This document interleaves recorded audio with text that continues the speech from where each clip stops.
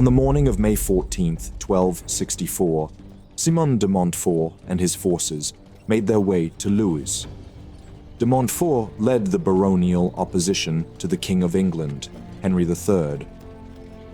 After the outbreak of what would become known as the Second Barons' War, he would soon meet his former friend and current enemy, the English king, on the battlefield.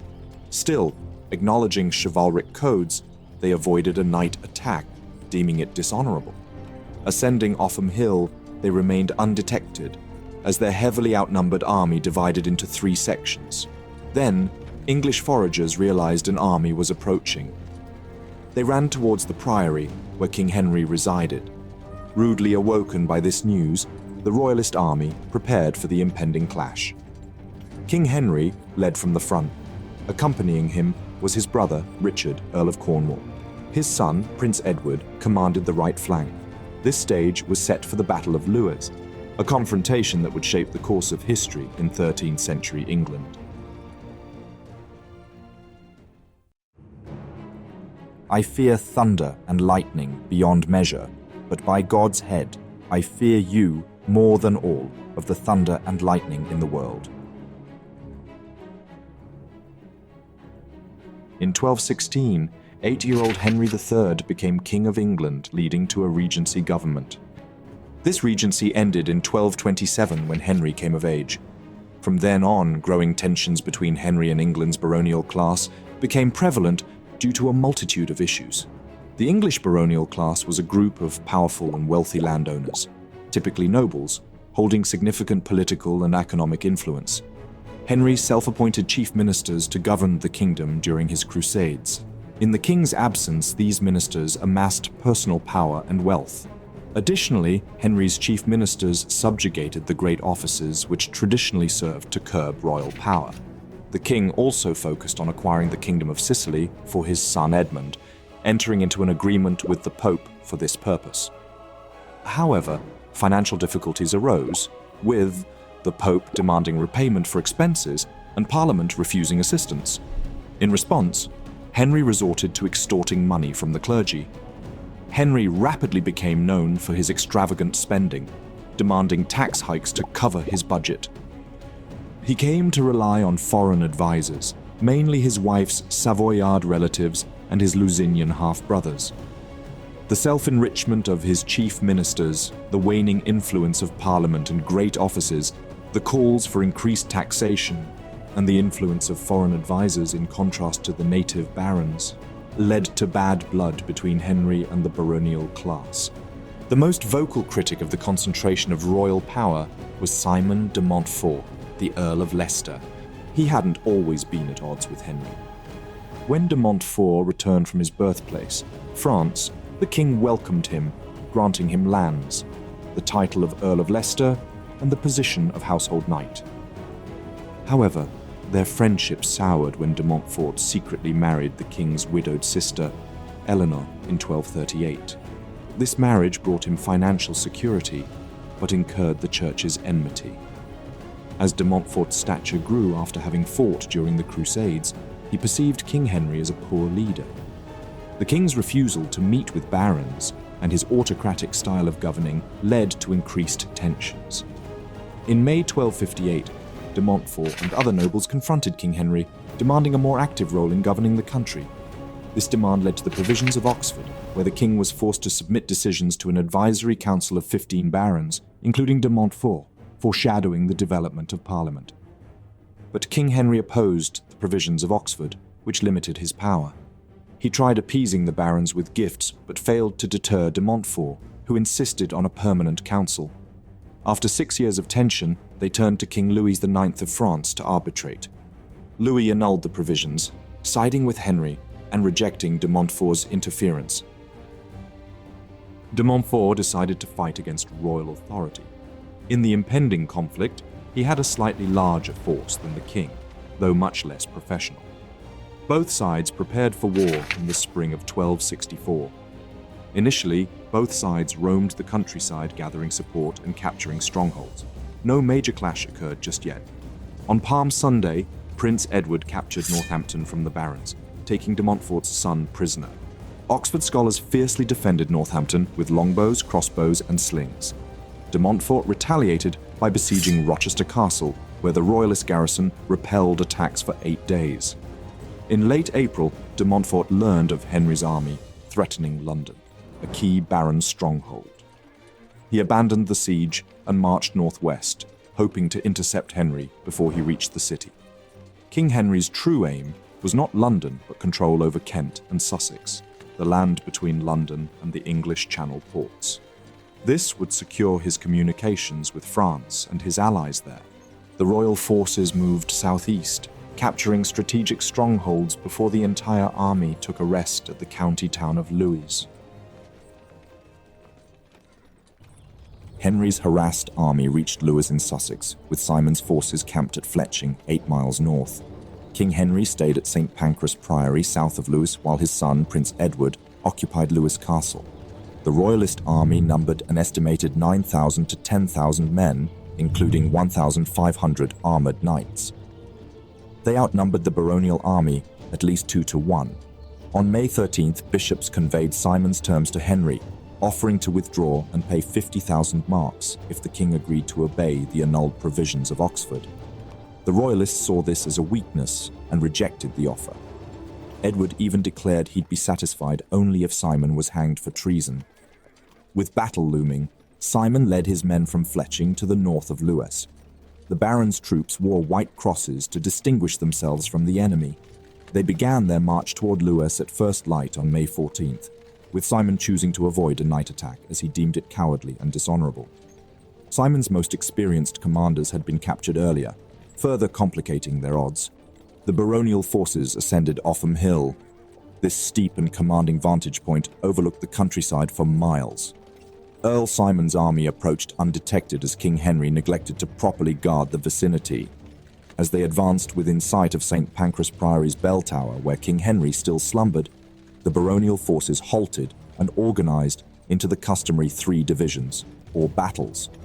The exact size of Simon's army remains uncertain, but estimates range between 4,000 and 5,000 men, with an additional 600 cavalry. Foot soldiers wore padded gambesons to mitigate the impact of clubs or maces, primarily wielding spears. Some Londoners may have improvised with pitchforks and scythes during the march. The centre was led by Gilbert de Clare, Earl of Gloucester, a trusted lieutenant known as Gilbert the Red. Henry de Montfort, Simon's son and an experienced soldier, commanded the right wing. The left wing, although under the capable leadership of Sir Henry de Hastings, was composed mainly of lightly armed Londoners with limited combat experience. Some sources allege this wing was commanded by Sir Nicholas Seagrave instead. A reserve force of Londoners stood behind the main battles, while the baggage wagons and Simon's personal cart, a 4-wheeled chariot, were positioned to the rear. Simon, who had recently broken his leg, had to direct operations from the cart. About a quarter mile from Lewes, de Montfort ordered his 3 battles to charge, taking the initiative. The baronial army surprised some wandering English troops training their horses. The English were overrun, alerting the main English army of the unexpected attack. The English army hastily deployed. King Henry led from the front. Besides the typical chainmail or plate armor worn by knights, horses were sometimes shielded with chainmail, leather, or quilted cloth. At Henry's side was his brother Richard, Earl of Cornwall, and Prince Edward commanded the right battle. Prince Edward was often praised for his military prowess. While courageous, historians argue his character flaws, including cruelty and a thirst for vengeance, influenced his decisions on the battlefield. He was the first to deploy. Impulsively, Edward's cavalry wing failed to wait for the deployment of the remainder of the army as they charged against the advancing baronial forces' left wing. Hastings' wing was the first to make contact with the enemy. They clashed with Prince Edward's cavalry as the English knights smashed into their lines. Brutal close combat broke out. Ordered formations quickly dissolved into chaotic individual combat as knights fought fiercely with maces and heavy swords. The baronial troops were outclassed. Hastings' cavalry retreated, leaving the commander and foot soldiers, including London infantrymen, to confront Edward's follow-up charge. The inexperienced London infantry faced insurmountable odds. Upon Prince Edward's charge, they broke ranks and fled, some seeking refuge in the woods to the west, while others tried to escape across the Ouse River to the east. The prince, fueled by a personal grudge against Londoners, eagerly pursued them for about 4 miles. He and his horsemen cut down many Londoners, and dozens drowned in the river. During the chase, Edward's cavalry stumbled upon Earl Simon's baggage train and personal cart, but found only 3 prisoners. Without inquiry into their identity or allegiance, the captives were killed. Edward's men began looting the baggage train after slaying the prisoners. With Edward gone, King Henry was without any cavalry support. Still, he outnumbered the baronial forces. Likely figuring his superior numbers and quality of swordsman would be in his advantage, he ordered his army to charge uphill against the smaller baronial contingent. About halfway up the hill, Simon ordered his troops to launch a charge against the tiring and struggling English troops climbing towards his position. Seizing the opportunity, he attacked the entire Royalist line. Heavy combat broke out as the battle disintegrated into a disorganized melee. The baronial troops were outnumbered, but tactically used the advantage of higher ground, pushing back Henry's troops. Richard of Cornwall, leading the Royalist left, fought well but lacked the support of the king's household cavalry. His outnumbered force fled toward the Ouse, and Cornwall sought refuge in a mill known as the Mill of the Hyde. The mill was soon surrounded by an armed mob, forcing Cornwall to surrender. King Henry fought valiantly but recognized the losing battle.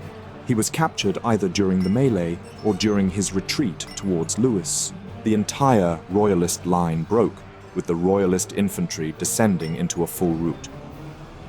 Upon his return to the battlefield at Lewes, Prince Edward discovered the Royalist forces in full retreat and de Montfort in control. He wanted to revive the battle and personally confront de Montfort, but his outnumbered and unwilling men saw little chance of finding and defeating the Earl. The prince could do nothing but agree to enter custody. In the aftermath, the streets of Lewes were strewn with casualties, with most of the wounded destined not to survive. The death toll, estimated by the abbot of St. Pancras Priory, reached 2,700, mainly peasants. Knights' expensive helmets and armor made them more likely targets for capture, and the profit motive played a role, as captured knights could be ransomed for substantial sums based on their rank, while peasant soldiers had no such value. Following the Battle of Lewes, Prince Edward remained in captivity for over a year.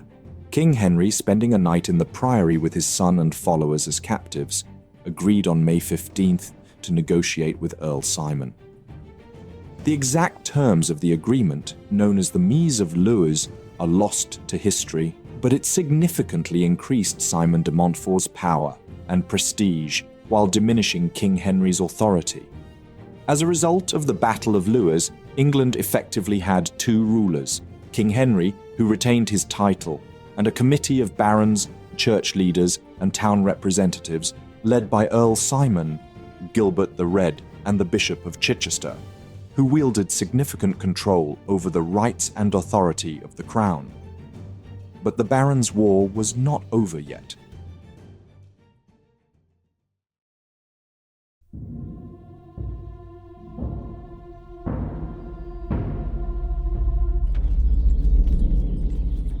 In the year 1265, in the town of Evesham, England, Simon de Montfort, a war-weary veteran nearing 60, led a rebellious army. Among his captives was the English King Henry, whom he captured the year before at the Battle of Lewes. As dawn broke on August 4th, de Montfort received chilling news. Cavalry bearing familiar banners were approaching, but they were not allies. It was a royalist army commanded by the king's son, Prince Edward. They outnumbered de Montfort's forces by at least 3-1. Panic gripped the rebel forces as the realization dawned that the Royalists were closing in. There was no way out as de Montfort prepared his troops to fight in what would become known as the legendary Battle of Evesham. "We are all dead men, for it is not your son as you believed."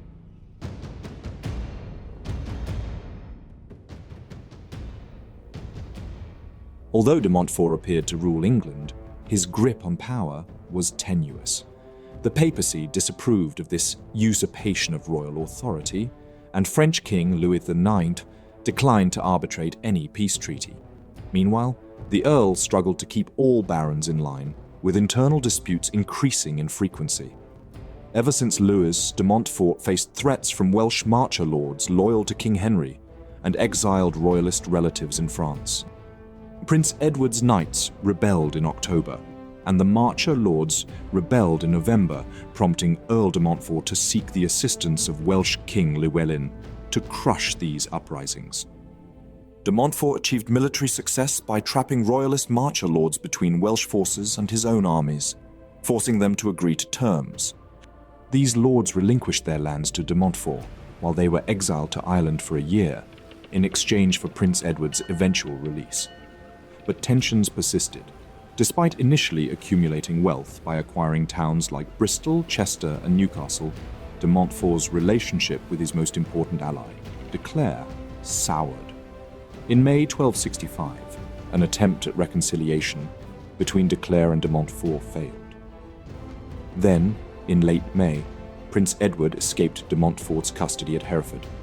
Together with de Clare, they organized a rebellion. Subsequently, royalist leaders John de Warenne and William de Valence landed in Wales to support the rebellion. Edward's escape gave the royalists a military leader and a rallying point, and de Montfort's position rapidly weakened. Prince Edward met with and swore an oath to Gilbert de Clare, promising to uphold charters and customs, expel foreigners, and consult only with Englishmen. A month later, he launched a campaign against de Montfort. Edward captured castles and towns, while de Montfort retaliated by attacking de Clare's lands and moving into Wales to raise more troops. While de Montfort was in Wales, Prince Edward captured Worcester and Gloucester, two crucial cities commanding the Severn River. Edward virtually blocked the army's escape route.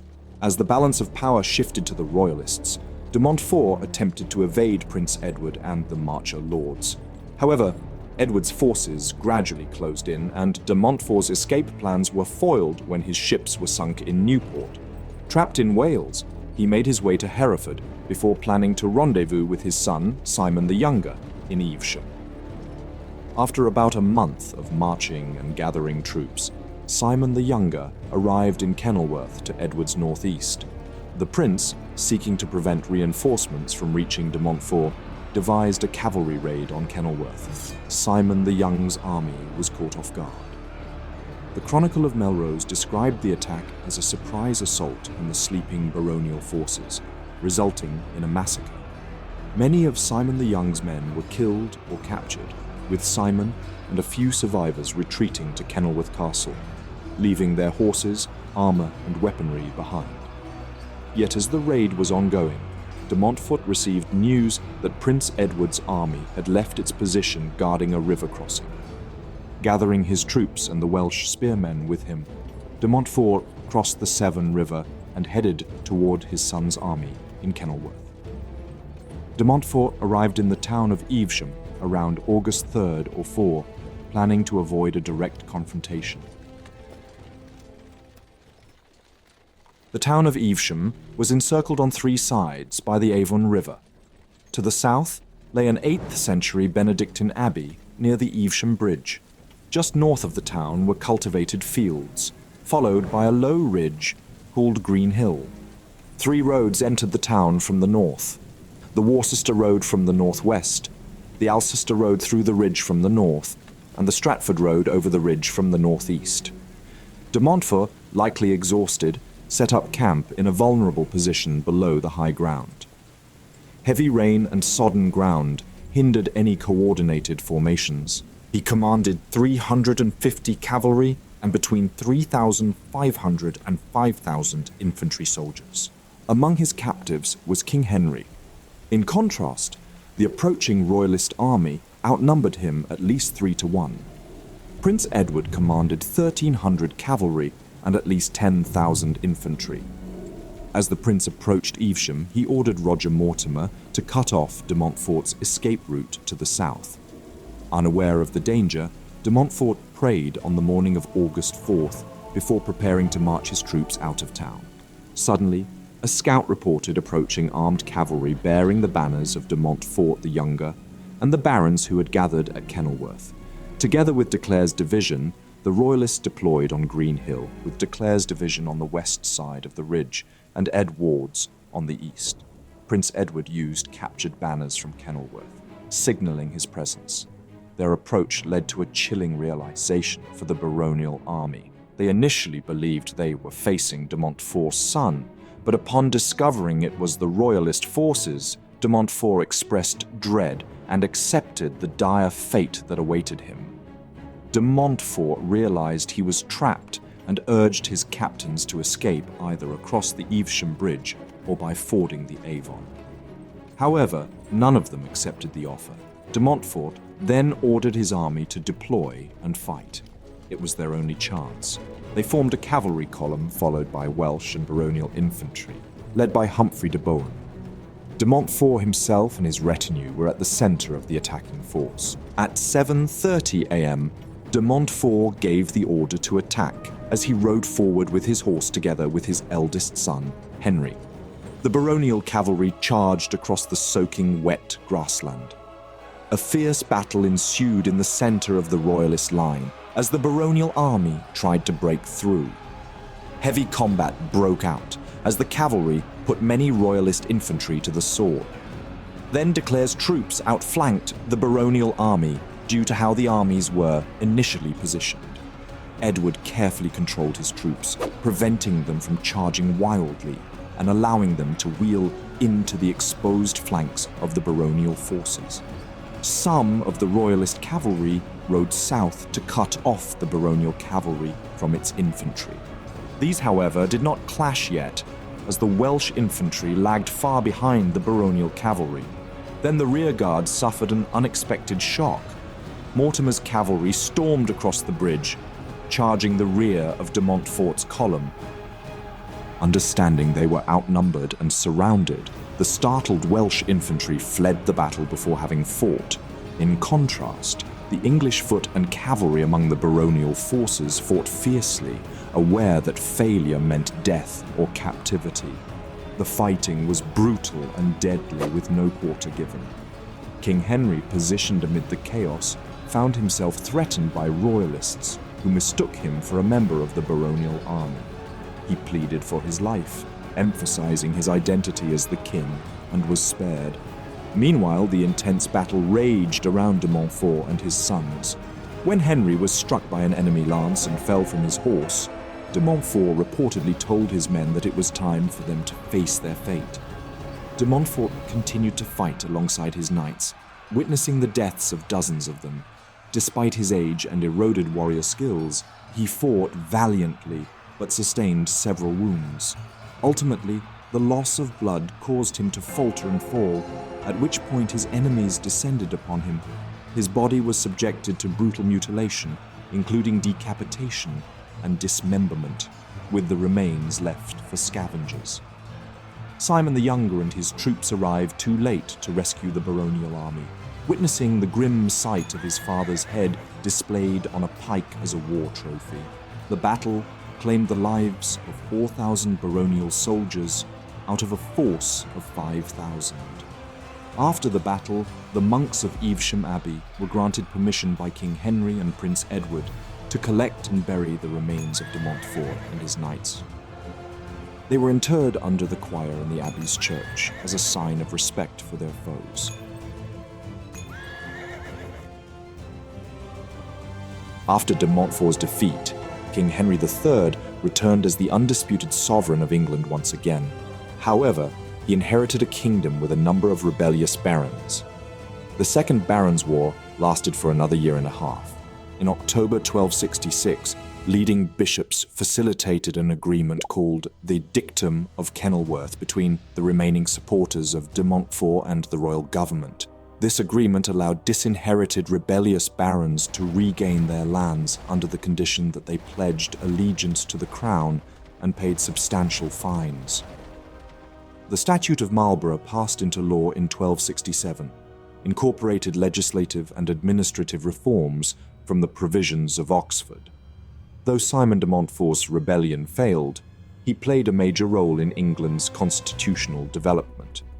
He is regarded as one of the progenitors of modern parliamentary democracy. Thank you very much for watching this video.